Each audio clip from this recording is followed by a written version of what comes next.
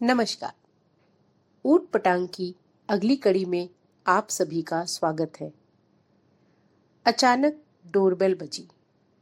मेरी नजर घड़ी की तरफ गई। रात के 11 बज रहे थे। इस समय कौन आया होगा? इन्हें तो कल सुबह आना है। सोचते हुए मैं दरवाजे की तरफ बढ़ी। दरवाजा खोला तो देखा नाइट सूट पहने एक लड़की कुछ घबराई हुई सी खड़ी थी। आंटी, मैं अंदर आ सकती हूँ? सामने वाले फ्लैट में रहती हूँ। सामने वाले? मैंने सामने वाले फ्लैट के दरवाजे पर नजर डालते हुए कहा, पर सामने तो रोहित जी, मैं उनकी वाइफ हूँ। आज ही सुबह आई हूँ। मैं थोड़ा असमंजस में पड़ गई। महानगरों में आए दिन होने वाली लूट की घटनाएं और सावधान इंडिया के देखे गए एपिसोड अचानक आंखों के सामने घूम गए। लेकिन तुम्हारा दरवाजा? मैंने सामने देखते हुए कहा। जी, वो बंद कर दिया है।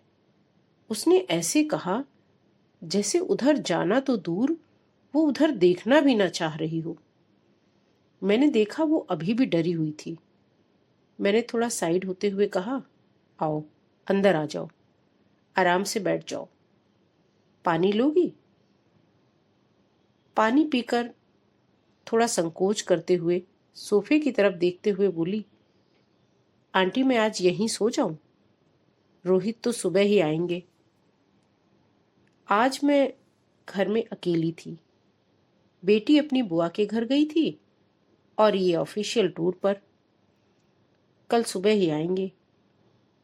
मन एक बार फिर सशंकित हुआ, लेकिन फिर सोचा ये बेचारी खुद ही कितना डरी हुई है। मैंने उसे बेडरूम में बुला लिया और कहा, आज मैं भी अकेली ही हूं, यहीं सो जाओ। थोड़ी देर में मैंने लाइट ऑफ कर दी, पर काफी देर तक नींद नहीं आई। नींद ना आने की एक वजह यह थी कि कहीं ना कहीं मैं थोड़ा सतर्क थी। मैंने इसे पहले कभी नहीं देखा था। इसे इस तरह घर में सुलाकर कहीं मैंने कोई गलती तो नहीं कर दी। और दूसरे दिमाग में यह भी चल रहा था, क्या हुआ होगा? ये इतनी डरी हुई क्यों है? इन्हीं सब विचारों में उलझी पता नहीं कब मुझे नींद आ गई। सुबह इनकी आवाज से मेरी नींद खुली। सामने ये खड़े थे। क्या बात है भाई? मुझे तो तुम रोज सुबह 6 बजे से ही जगाना शुरू कर देती हो। आज क्या हो गया है? 7:30 बज रहे हैं। आंख खुलते ही रात का सारा घटनाक्रम मेरी आंखों के सामने घूम गया। मैंने इधर उधर नजर दौड़ाई, वो कहीं नहीं थी। मैंने सोचा इतनी देर हो गई है, हो सकता है रोहित आ गया हो और मुझे सोता देखकर उसने मुझे डिस्टर्ब ना किया हो और वो चली गई हो। क्या हो गया? तबीयत तो ठीक है? नहीं नहीं, कुछ नहीं। और मैं उठ गई। आप चेंज करके फ्रेश हो जाइए, मैं चाय बनाती हूँ। एक बार फिर मन सशंकित हो उठा। मैंने चारों तरफ नजर दौड़ाई। सभी चीजें यथावत थीं। अपनी संतुष्टि के लिए गैस धीमी करके अलमारी और लॉकर भी चेक कर लिया। सब ठीक था। सोचा वो गई होगी तो दरवाजा खुला रहा होगा, इसीलिए ये आ गए होंगे और मुझे पता नहीं चला होगा। और मैं पूरी तरह निश्चिंत हो गई। 10:30 बजे सुनीता आई। मैंने दरवाजा खोला और मेरी नजर सामने फ्लैट के दरवाजे पर लगे ताले पर पड़ी। इतनी सुबह ये दोनों कहाँ गए होंगे? मुझे उधर देखते देख सुनीता ने भी उधर देखा और पूछा, क्या हुआ मेम साहब? कुछ नहीं। और मैं अंदर आ गई। सुनीता काम करके जाने लगी। दरवाजा बंद करते समय फिर मेरी नजर उधर गई। अभी भी ताला बंद था। थोड़ी देर आराम करने के बाद ये ऑफिस जाने लगे तो फिर मेरी नजर सामने लगे ताले पर पड़ी। नाइट शिफ्ट करने के बाद सुबह सुबह कोई कहाँ जा सकता है? क्या पता रात में उसके डरने के कारण उसे उसके मायके या सास ससुर के पास या किसी रिश्तेदार के पास छोड़ने गया हो। दिन भर इसी उधेड़ बुन में मैं 2-3 बार यूं ही दरवाजा खोलकर चेक करती रही, ताला खुला कि नहीं। शाम को ये ऑफिस से आते समय बेटी को लेते हुए आए। रात के 8 बज गए थे। अभी भी सामने के गेट पर ताला बंद था। बेटी ने आते ही अपनी बकबक शुरू कर दी। ये हुआ, वो किया। फिर बोली, मम्मी आपने मुझे मिस किया? मैंने उसकी तरफ देखा पर कोई जवाब नहीं दिया। दिन भर ताले को लेकर चली उठापटक के भाव अब शायद मेरे चेहरे पर भी आ गए थे। क्या हुआ मम्मी? कुछ नहीं। क्या बात है, सुबह से आया हूं, देख रहा हूं कुछ परेशान हूं। मेरा धैर्य जवाब दे गया और कल रात की सारी घटना मैंने सुना दी। इन्होंने थोड़ा गंभीर होते हुए कहा, मुझे तुमसे ये उम्मीद नहीं थी। किसी अनजान लड़की को जिसे तुमने पहले कभी देखा नहीं, जिससे तुम पहले कभी मिली नहीं, उसे तुमने घर में सुला लिया, और वो भी तब जब तुम बिल्कुल अकेली थी। लेकिन क्या? कोई आया और अचानक वो कहाँ गायब हो गया, कुछ पता नहीं। और पता नहीं क्या क्या गायब हो गया हो। नहीं नहीं, कुछ नहीं गायब हुआ है। मैंने 2-2 बार पूरा घर, अलमारी, लॉकर सब चेक किया है। घबराहट के साथ साथ अब मुझे गुस्सा भी आ रहा था। अचानक ये जोर से हंसे और बोले, आपके रहते हुए गायब हो भी नहीं सकता मैडम। जो आपने अभी बताया ऐसा वास्तव में कुछ हुआ ही नहीं। आपने कोई सपना देखा होगा। ये आप कैसी बातें कर रहे हैं? आपको मेरी बात पर विश्वास नहीं? विश्वास है तभी तो कह रहा हूं सपना देखा होगा। और हकीकत में ऐसा इसलिए नहीं हो सकता क्योंकि वाकई अगर रात में कोई आता और सुबह उठकर जाता तो जब मैं आया तो दरवाजा खुला होता। मतलब मतलब ये कि मैंने आपको सुबह कॉल किया तो आपने फोन नहीं उठाया। मुझे लगा हो सकता है आप वॉशरूम में हूं, इसलिए आने के बाद मैंने बेल नहीं बजाई और मैं अपनी चाबी से डोर खोलकर अंदर आ गया।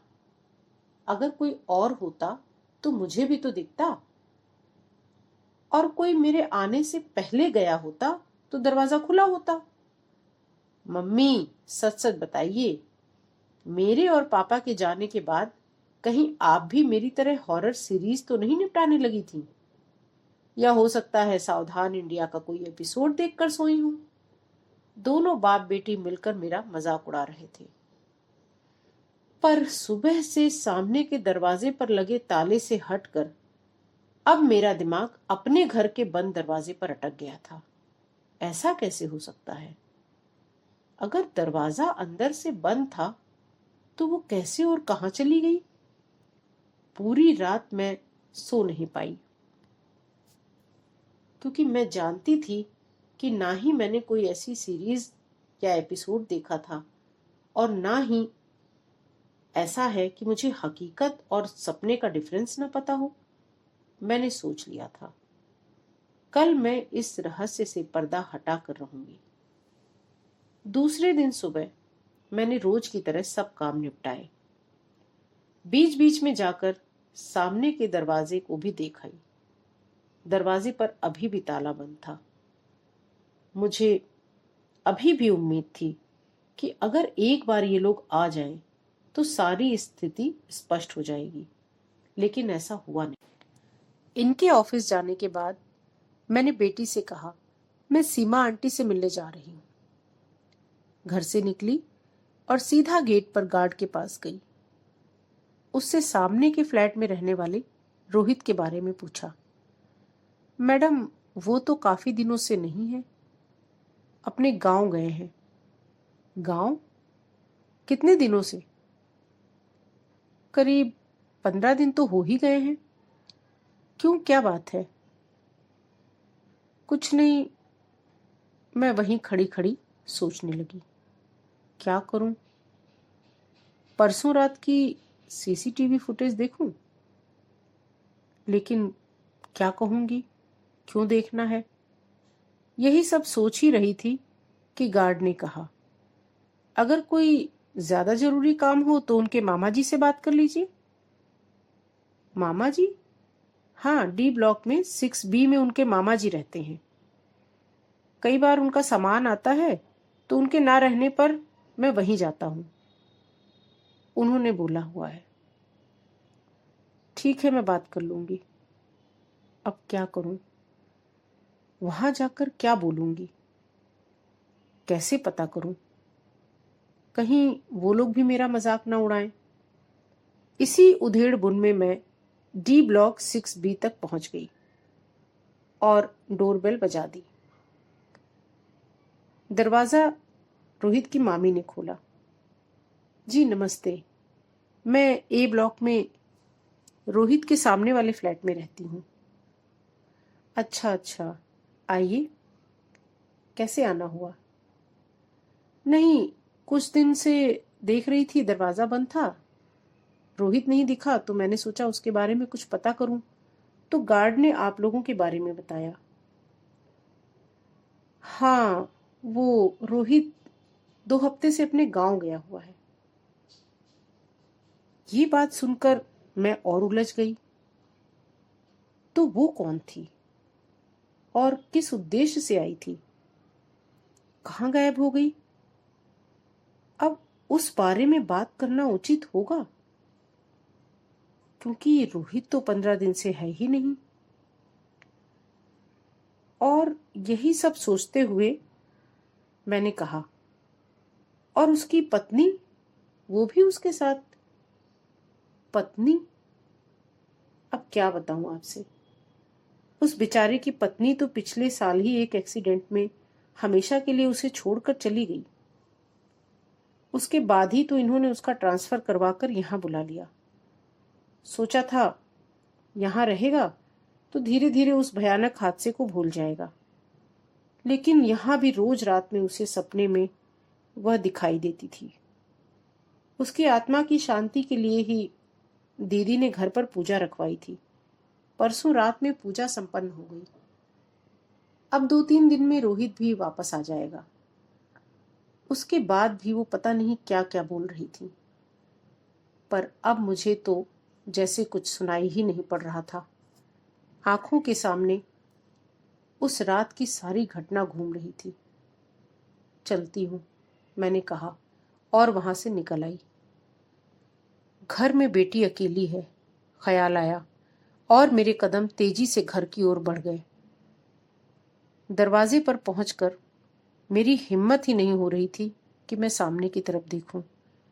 मैंने कनखियों से देखा, अभी भी ताला लगा हुआ था। अगले महीने हमें यहाँ से दिल्ली शिफ्ट होना था। बेटी के एग्जाम की वजह से हम यहाँ रुके थे।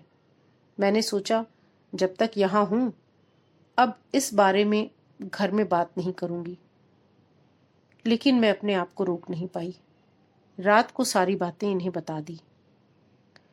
आज भी इतने दिन बीत गए, लेकिन जब भी कभी रात में 11 बजे घड़ी पर नजर जाती है, एकदम से जहन में क्या क्या घूम जाता है, उसे शब्दों में नहीं व्यक्त कर सकती। धन्यवाद।